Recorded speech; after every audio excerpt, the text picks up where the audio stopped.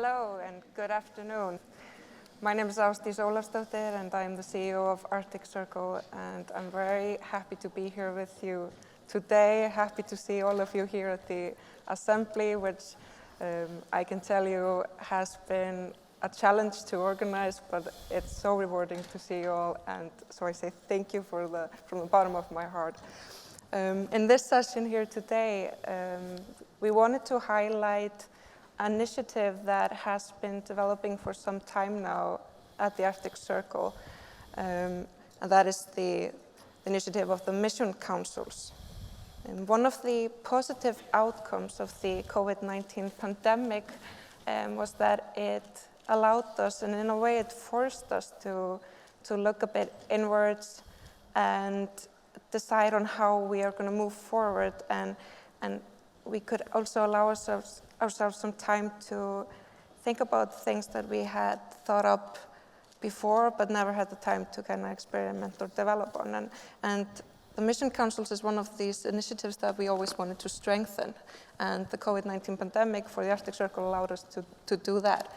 And to briefly describe the concept of the Arctic Circle Mission Councils is that they are designed around a particular theme. And this theme is something that is deemed important for the Arctic and the global community. So the Arctic Circle, in collaboration with some of its partners, invites a group of experts to discuss amongst themselves and work on this theme. So these are people, I don't think any of the mission councils have more than 12 to 15 members. They are experts from all different kinds of, they're from businesses, they're from organizations, the private public sector, they're activists, they're parliamentarians or former members of governments, and they come together to see what topics within their respective themes is something that they would like to highlight, they would like to increase knowledge on, and then they can use the Arctic Circle platforms that we've developed to, in a way, disseminate this knowledge for this purpose. And to briefly touch upon the history of the mission councils, the first one was established in 2017 on ports and shipping and was chaired by former Lieutenant Governor Mead Treadwell. That concluded its work in 2019 with a port, and there was even a bill that went through the Congress that came out of that work. In 2019, we launched a mission council on the GlobalArctic, and that was launched at the Arctic Circle China Forum in Shanghai. So that was very fitting for that mission council. This year, we launched two new mission councils. The first one, the GlobalArctic Indigenous Dialogue, we launched in May.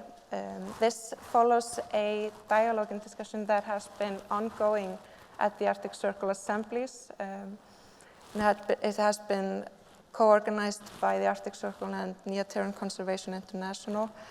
This is co-chaired by Mandy, Bayha, who we have here with us on the screen from Great Bear Lake, Canada. She is the director for the Department of Culture, Language and Spirituality. And we have Peter Seligmann here, who is chairman of Conservation International and chairman and founder of TERO. The Mission Council that was launched in June is called Mission Council on Greenland in the Arctic. And that came following a report that was written by the man sitting next to me here, Skarphe, who I think you've already heard a bit from today. Maybe too much. Who knows? And yeah, he wrote a report on Greenland and Iceland in the new Arctic. You heard about that as well. This is co-chaired by him and the Honorable Sara Olsvig, who was Vice Premier of Greenland and now studying towards her PhD in International Relations at the Royal Defence College. We are then in the process of launching a new mission council on the blue economy. So this is in a way a pre-launch of that. The official launch will take place in Japan when we convene the Arctic Circle Japan Forum in collaboration with the Sasakawa Peace Foundation. And we're very lucky to have today, on behalf of the Sasakawa Peace Foundation, speaking on behalf of Dr. Atsushi Tsunami, the president of Sasakawa, and Dr. Hide Sakaguchi, who is the director of the Ocean and Polar Institute of the Sasakawa Peace Foundation, as well as Árni Matthíasson, who is former Minister of Fisheries and was also the assistant director of the Fisheries and Aquaculture Department of FAO, and also Minister of Finance, as ssur is pointing out to me right now. To start off this dialogue, I wanted to touch upon something that has been mentioned now yesterday, also during the Arctic Circle's advisory board meeting, about the importance of questions to be asked, who is asking the questions, the different perspectives. So I want to ask each of the mission councils what their members have been deciding on, what is the most pressing issues to address, and how have you been using the Arctic Circle and its mechanisms to address that, and how do you plan on addressing that in the future? So I think, to Sara. Well, thank you so much, Ásdís, for this introduction, and also for inviting us to have this dialogue on the stage today. It's the first time that I meet other Mission Council chairs and co-chairs besides ssur, who is my great colleague in the Mission Council on Greenland in the Arctic.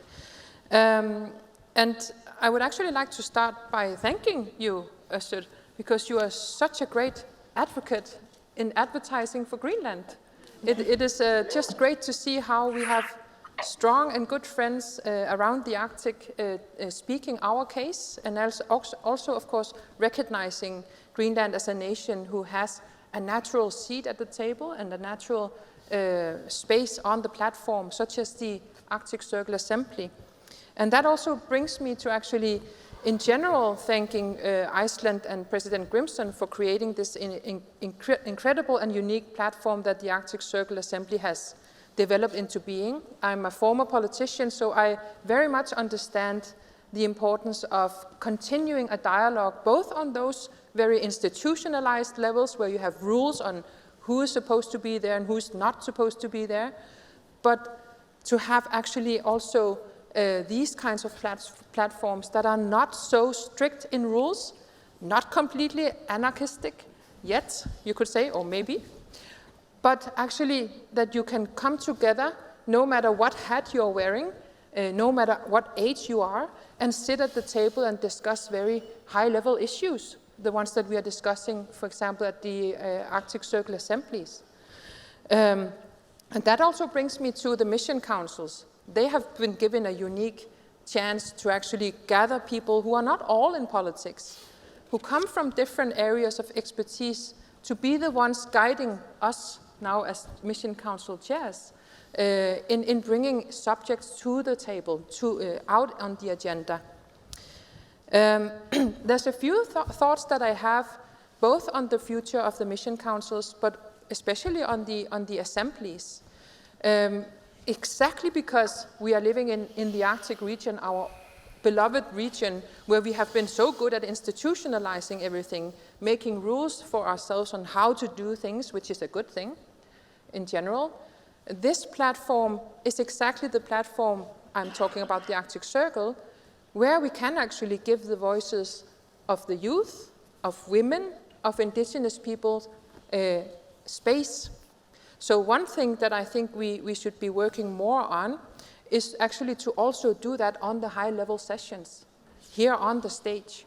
I was actually wondering, for example, the Sami president or the Pan-Inuit organization, Inuit Circumpolar Council chair.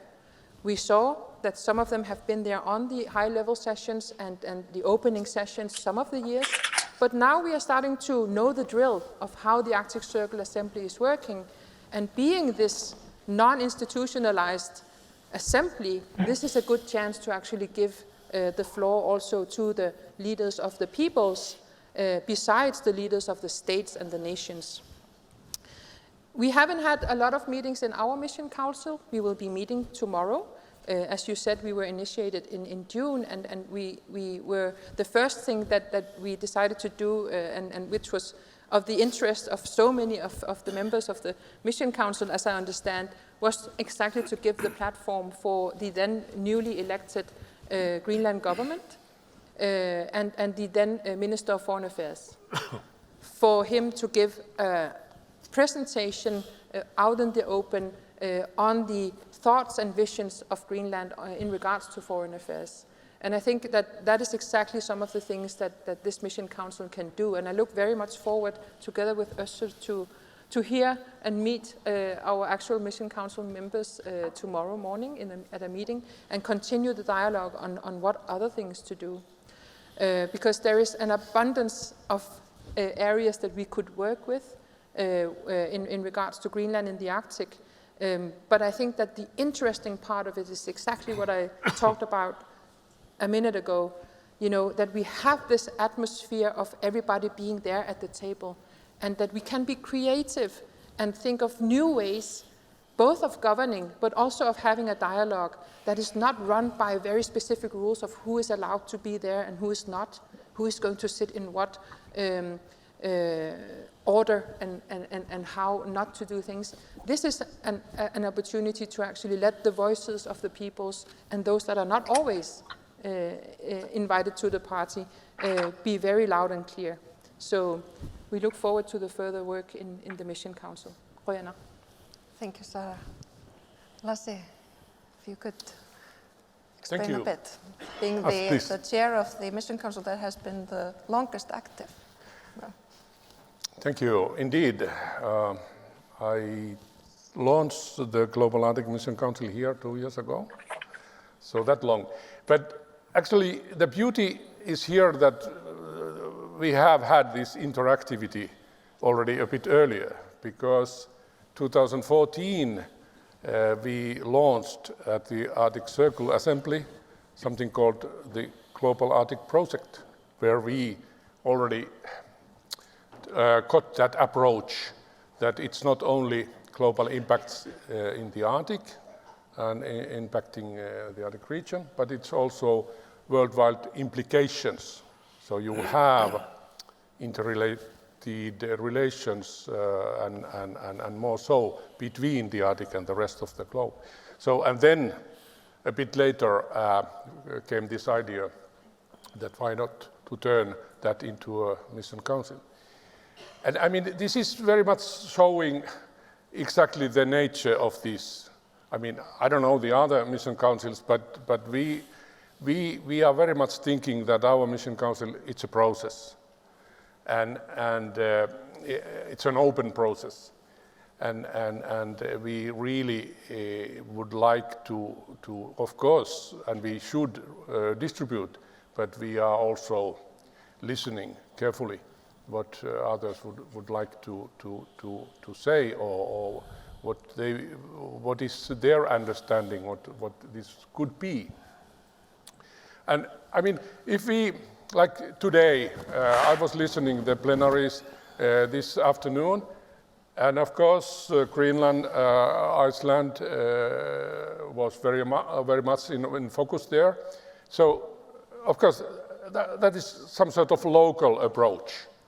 And then the plenary just before us was about northern sea routes and these connections between different parts of the globe. So global approach.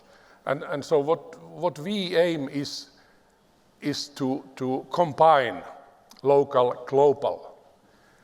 And of course there are several ways to do that.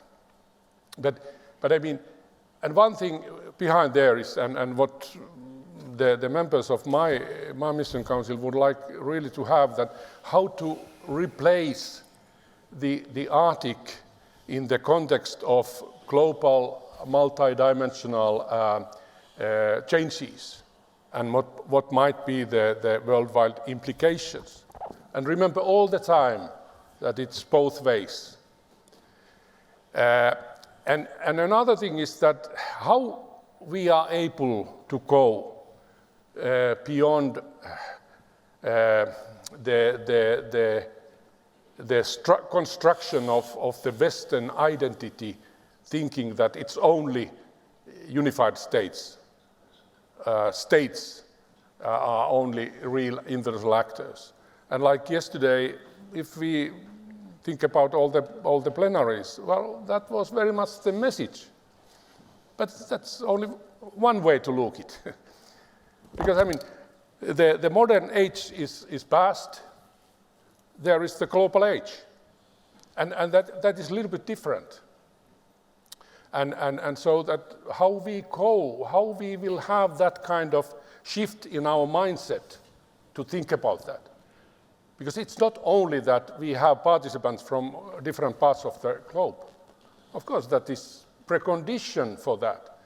But it's much more. We have to recognize different actors. And and what they are doing and what are their goals and aims. And then that how we involve them into discussions and respect them. I mean, you will come by your knowledge, by your willingness to do things. And I think that, I mean, we can say never, but we can say that the challenges have not been bigger than that. And so this is exactly what we would like to bring to these Arctic Circle assemblies.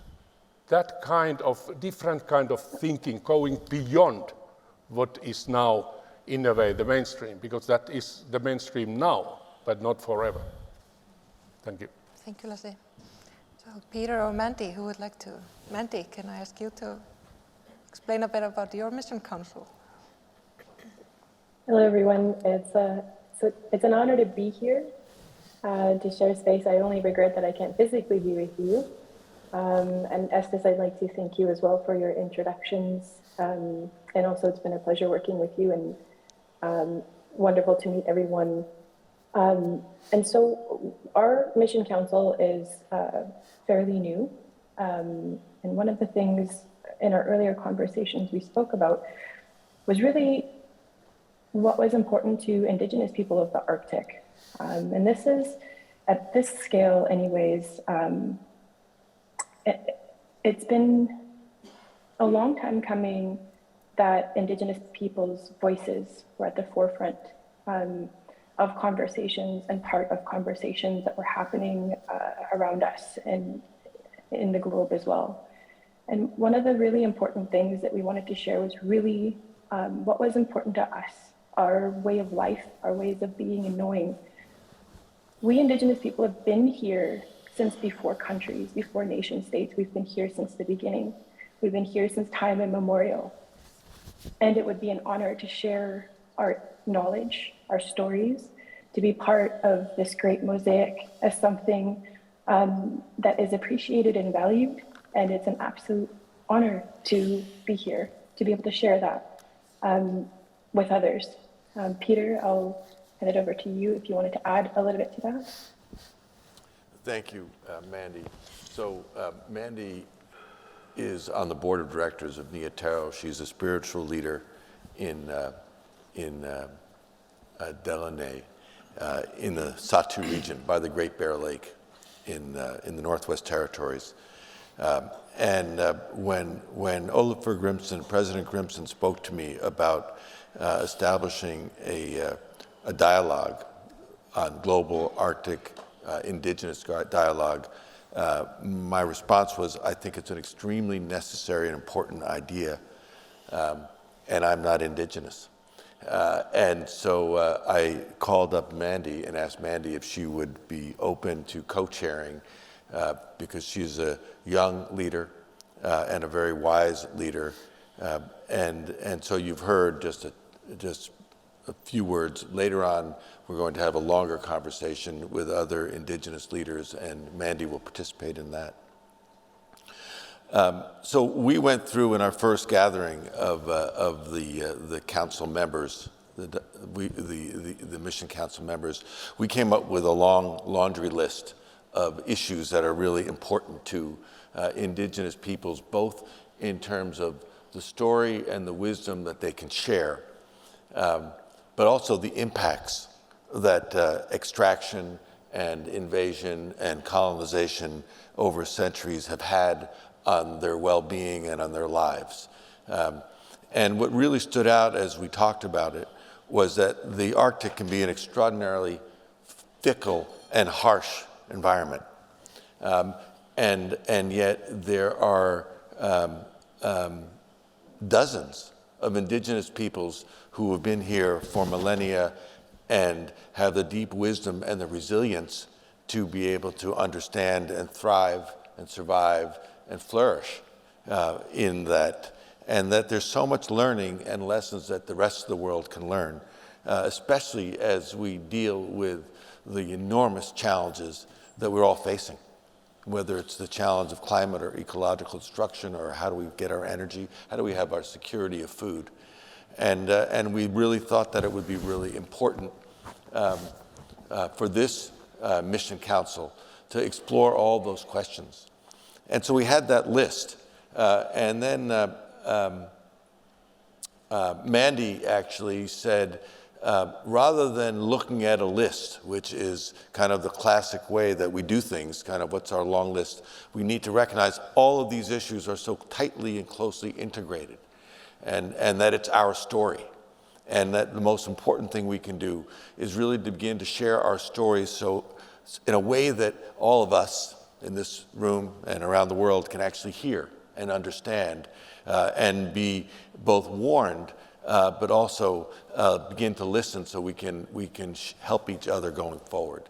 And Mandy wrote an absolutely beautiful piece on that that maybe you can describe a little later, Mandy, when we come back to this, because it was eloquent and it took us away from the list and into the real kind of spiritual and wholeness that we all need to be thinking about as we make the choices that we're making.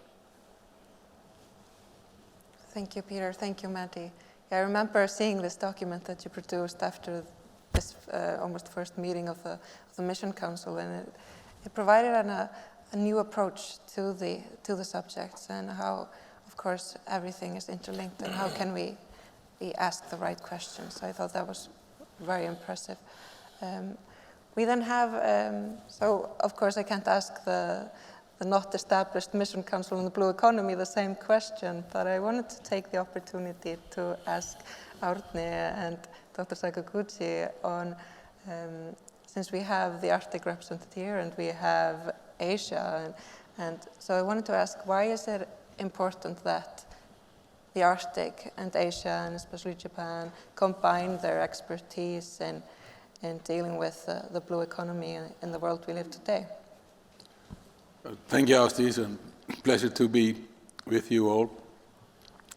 To me, it is obvious that through discussion and knowledge sharing, the Mission Council will strive to improve our understanding of the Arctic blue economy and how we can utilize it without damaging it, trying to map out the various trade-offs we have to do with both external and internal factors as we do that.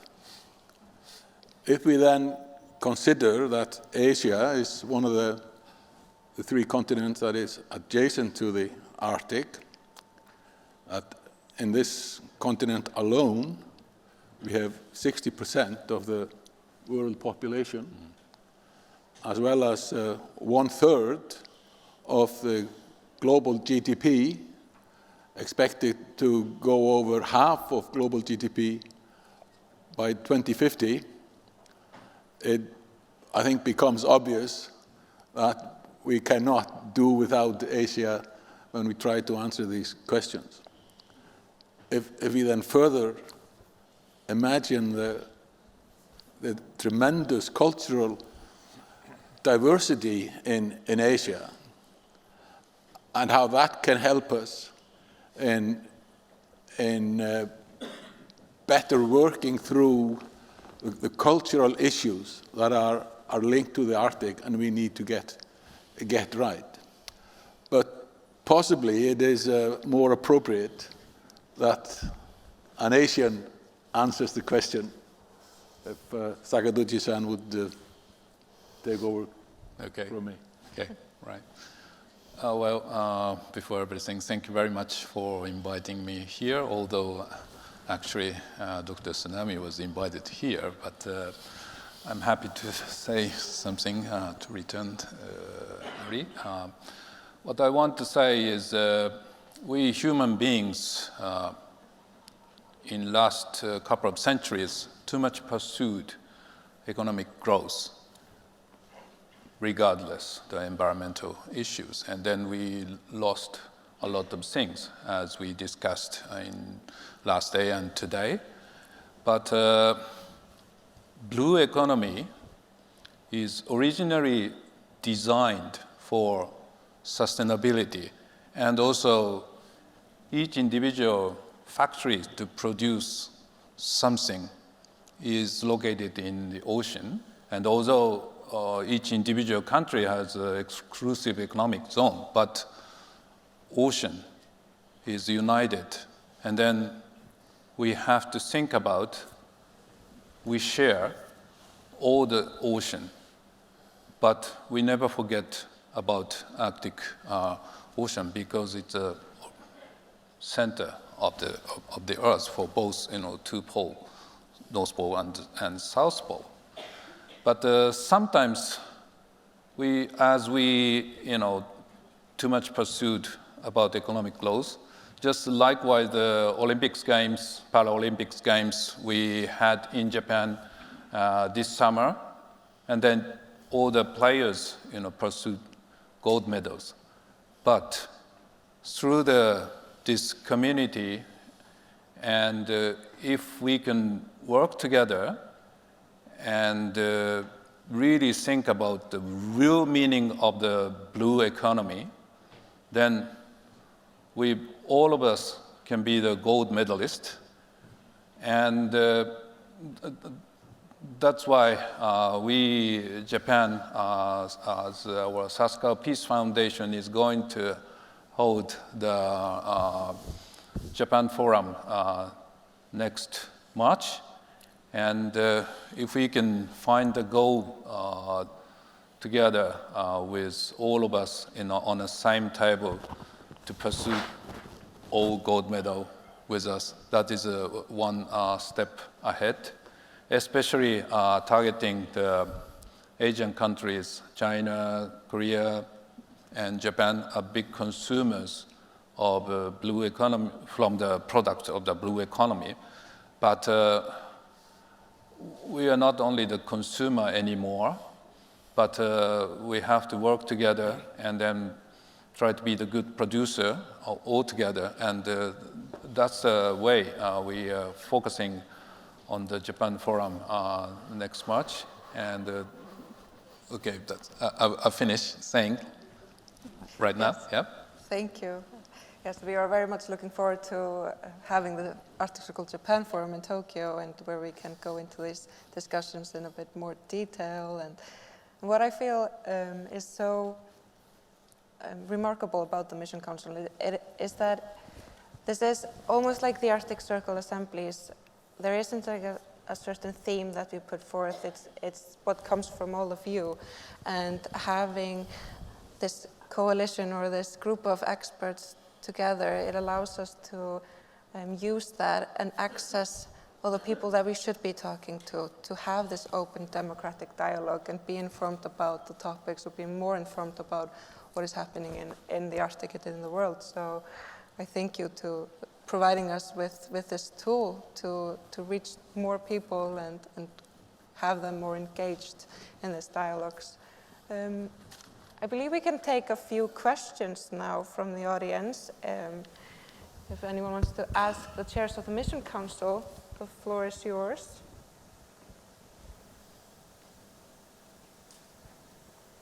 Not everyone at once. In that case, can I make a comment? You can. Well, of course, I don't consider myself an expert. I just look at myself as Sara's assistant, really, in the Mission Council on Greenland. But I mean, I think Ásdís asked a very, very important question in the beginning of our discussion, which was this: who asks the questions? I mean, who sets the agenda? The thing that sets Arctic Circle apart from all other international gatherings that I have been to, and believe me, I have been to many such, and in fact, far more than I care to remember. And this is the only place where you can have direct engagement between young activists that have a burning heart and politicians that make global decisions. So, because there is not a ray of light that comes between me and Sara and how we view our roles. But I think we both agree on the fact that we should try to extend this in the Mission Council. We have actually done that in practice. We have had, in our very, very short life as Mission Council, we have had open virtual meetings where we have let a wide global audience ask the important questions. And I think that is very important. Two things that the Mission Council should do. They should be able, with expertise inside themselves, to take deep dives into limited, restricted subject, but they should also be open and democratic, have open virtual sessions that allow anyone, wherever in the world he or she is, to ask questions. What matters is that people like we, that some call experts, are faced with critical questions, because it's the critical questions that in the end move the world forward. Mm-hmm. Yes, thank you. Yes, Lassi, you wanted to comment on that? Well, I would like to echo this or add one element, and that is that, I mean, you can't expect that without real resources, you suddenly create some great expertise. And that's why I think that we should be open to cooperate with existing networks. Because I mean, that is like I'm a political scientist, and I mean nowadays, well, yes, we cannot even do our research without these networks. And that is the way how we can communicate, even if there is something like the COVID-19 pandemic, which will stop traveling, and we have to lean on digital systems and be online. So that's why, I mean, and I think that we are in the very beginning trying to find out what is the mechanism for that. And to use the existing networks, and that is of course the way also to have good ideas and proposals, etc. And then to be one more layer there to create something which will contribute Arctic Circle assemblies here, and then which people can bring back to home, and then come back by maybe new developed ideas and proposals. Okay, so we have a question from the audience here. Hello, my name is Iluna. I'm from Greenland and I'm a student. I wanted to ask Peter and Mandy, so you say that your approach to different various issues is much more going for how they live. I just wanted to ask, how do you approach the people you're talking with and kind of translate the issues they're having and seeing it as a whole? I hope it makes sense. But how do you approach the people you're working with and see the issues and how it connects with their everyday life? Thank you. Should we have Mandy? Would you like to answer that question? Sure. Lassi, thank you so much for your question. So I'm born and raised in my home community, and so I've been living the experience my entire life. And I just like Lassi had said, I don't really consider myself an expert, but I am a witness. My life is a witness and a testimony to those who have come before me, from the elders, in the community that have shaped our worldview and our way of life and being. I'm really fortunate to be one of the last generation of first language speakers of my people. And this has really given me the ability to understand through the Dene worldview because of that. And so this is what we hope to share with others in this council and more broadly, hopefully, is that we offer a different perspective, the perspective of Indigenous worldview, to look at whatever those issues might be, from climate change to health and well-being, what it means to truly be human. And so when you live so closely to the land informs everything about who we are, the animals that we harvest and the water that we drink, all the way down to the relationships we have with each other as human beings, as family systems. So it's really at the heart of it about those fundamental concepts of what it means to be a human being, a true human being. Dene just really means flowing from the land. That's a translation of what that means. And so we recognize that connection between human beings and our land, they're completely interconnected. And so when we look at conditions of the human spirit as well, and the issues that we're facing as human beings in the world right now, in time of climate crisis, in time of many things, that those core concepts and values become highlighted as true senses of security, that relationships amongst ourselves and maintaining that balance and that harmony and those sacred contracts between us and the land herself become concepts that inform many things, and including bringing about solutions to sort of the issues that are at hand now. And we really look forward to sharing those conversations more deeply with other people in the panel, I think, coming up after this. And Peter, maybe I'll leave some time for you to say something if you want. I think you could say shortly about the panel, but then our time is unfortunately up. I think Mandy's words were really good as the last words. Unless you, Peter, have something to add. Unless I have something better to add than Mandy. Yeah. I have nothing better to add than Mandy, ever. I would say that the only thing I would add that I think goes to the heart of your question as well is the way we enter communities is by listening. And we do not come with any answers. We actually do not come with any suggestions. We enter listening, and one of the challenges that we face is, as a global community, is and one of the things that we hope to address is how do we provide these remote communities that are dispersed the chance to have a voice that will be heard. And that's one of the things that Mandy and others have really emphasized, that that's such an important challenge, and we need to work on how do we overcome that. And that I think is something that all of us need to be thinking about, because there is genius dispersed amongst Indigenous peoples. Exactly. Thank you, Peter. I think these were good last words. I want to highlight that what we discussed here. I think there's an open invitation for those of you who would like to contact the members or chairs of the mission councils if you have something you would like to share with them and share your knowledge with us. So thank you all, and I think thank you to the chairs.